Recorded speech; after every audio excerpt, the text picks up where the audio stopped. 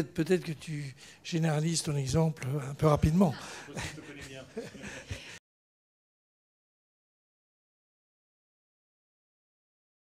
Non, je trouve que, en réalité, on progresse parce que c'est un sujet très important. On progresse parce qu'on se dit que le monde mutualiste, au fond, les mots qu'il faut employer, c'est le mot long terme, c'est le mot méritocratie, c'est-à-dire c'est vrai que ça ouvre des... Et c'est vraiment le mot de gouvernance. Alors maintenant, quand on a dit ça, on peut s'arrêter. Parce que finalement, on a progressé. Et c'est là où j'ai une interrogation, mais on a à peu près tous le même âge. Enfin non, toi tu es plus jeune, mais c'est des interrogations sur des sociétés comme les nôtres. Moi, ce qui me frappe aujourd'hui, ce que je veux dire, c'est d'une banalité absolue, mais c'est banal et juste. C'est vrai qu'il me semble que le système ce qui perd les gens, ce qui les rend un peu, sans référence, c'est qu'il y avait des systèmes de valeurs qui sont des systèmes de valeurs, c'est vrai, il y avait sûrement eu des systèmes catholiques, des systèmes maçonniques, des systèmes qui portaient quand même tous des valeurs en réalité assez sympathiques. Au fond, la question, tout ça a disparu. Pas que les gens ont disparu, bien entendu. Ils ont les mêmes interrogations existentielles. Les gens ne changent pas. Mais il se trouve que l'univers dans lequel ils sont ne favorise pas la possibilité, au fond, d'y réfléchir ou de faire ça de manière plus collective. Et la question que nous devons nous poser, me semble-t-il, c'est de savoir je mets tout de suite un prolégomène, sans lui faire porter un poids trop lourd, parce que le mutualisme, c'est une partie du sujet. Je veux dire, la vie, il y a des tas de structures, mais est-ce que cette structure qui, au fond, a une existence longue, qui a des tas de vertus, puis des tas de défauts, comme toute structure, mais qui a des vertus, est-ce qu'elle est apte, est-ce qu'elle est utile dans ce besoin que nous avons, en tout cas dans les générations qui viennent, à retrouver un petit peu de système de valeurs. Je rajoute qu'il me semble que le principal défaut de nos sociétés, et là-dessus, le mutualisme, la mutualité, ça commence par mu, quoi. Le principal défaut qu'il a eu dans les dernières années, comme d'ailleurs beaucoup de choses, c'est le mélange des genres. Je crois que c'est très compliqué de porter des valeurs si on dit, nous, notre force à nous, c'est en gros qu'on est plutôt du long terme. C'est très compliqué d'être massivement sur le marché. Je ne dis pas ça particulièrement pour les banques populaires, parce qu'en l'occurrence, ce n'est pas le cas. Mais si je prends une banque que moi j'aime bien, le Crédit Agricole, comme l'autre, hein, je ne suis pas du tout en train de les hiérarchiser. Mais c'est vrai que le Crédit Agricole a beaucoup de vertus.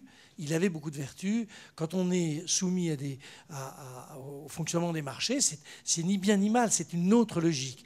Donc c'est très compliqué, c'est de vouloir toujours avoir le beurre et l'argent du beurre, être toujours sur les deux sujets. Je pense que c'est une des explications de la confusion de nos sociétés, et notamment de nos sociétés européennes avancées, riches, c'est toujours vouloir, on est à la fois mutualiste et capitaliste, capitaliste et solidaire, solidaire et touriste.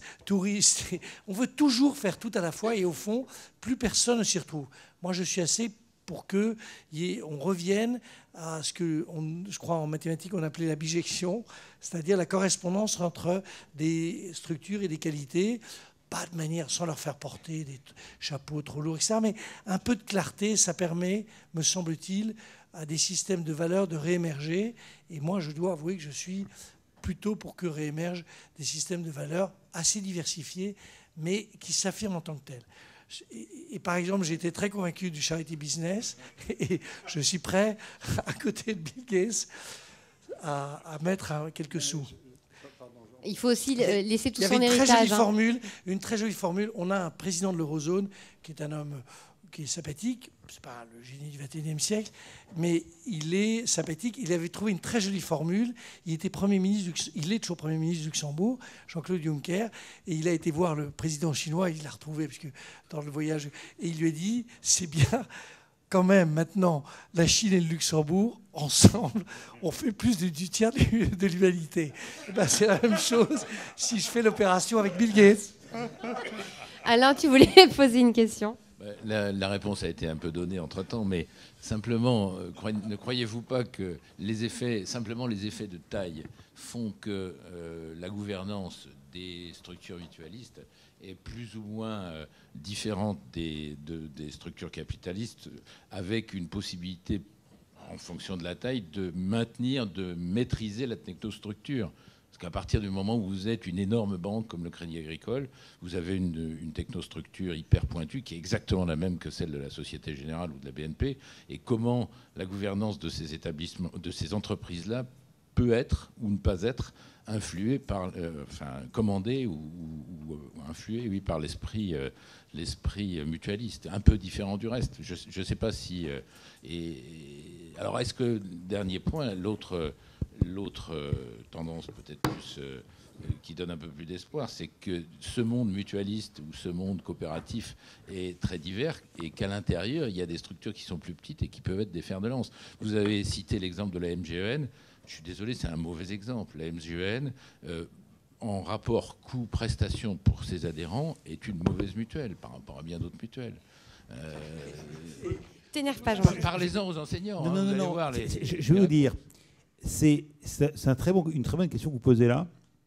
Et moi, qui me hante, c'est quoi une bonne mutuelle? Est-ce qu'une bonne mutuelle, c'est une mutuelle qui rembourse tout et peut-être n'importe quoi, ou c'est une mutuelle qui contrôle ce qu'elle rembourse pour arriver à maîtriser les dépenses de santé, contribuer à maîtriser les dépenses de santé et maîtriser le coût pour ses adhérents? C'est ce que je disais tout à l'heure par rapport à est-ce qu'on veut avoir plus ou moins de matière remboursable ou pas. Une mutuelle devrait être, moi c'est mon sens, si aujourd'hui on a vu une explosion des dépassements d'honoraires, en ce moment on a un vrai problème en France à cause des dépassements d'honoraires qui ont explosé. Pourquoi? Parce qu'il y a un certain nombre de contrats mutualistes ou pas mutualistes de complémentaire santé, notamment dans les grandes entreprises, notamment dans les institutions de prévoyance et des contrats collectifs dans les grandes entreprises, qui couvrent tous les dépassements. Du coup, ça a solvabilisé les dépassements, donc ça a tout monté. Le prix de l'optique est monté aussi comme ça.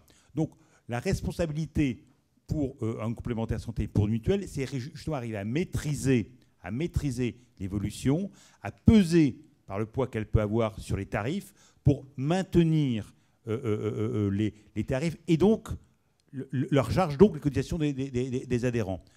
Donc on a un rôle de régulateur du système et pas seulement de payeur du système. Et c'est là où on retrouve un peu un rôle militant, comme le disait Jean-Hervé, un rôle d'acteur social. Parfaitement. Quand vous créez 600 centres d'optique, là vous êtes en plein dans la mission. Quand vous faites en sorte que les gens qui sont assez mal payés, on a beaucoup dans l'enseignement, ne peuvent plus se faire soigner les dents, là on n'est plus dans les purs. Et vous le savez très bien. Sur la gouvernance,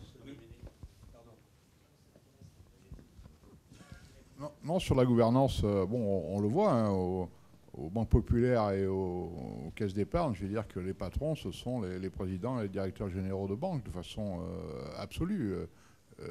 François Perrol est chargé, je dirais, par le conseil de surveillance, je dirais, d'appliquer la stratégie qui a été validée et définie. Et c'est la même chose au Crédit Agricole. Ce sont ce qu'on appelle les barons régionaux, je dirais, qui ont le pouvoir et qui l'ont de plus en plus et qui font et défont je dirais, choisissent leur direction générale à chaque fois. Donc c'est une réalité. Hein. C'est pas il y a bien une différence.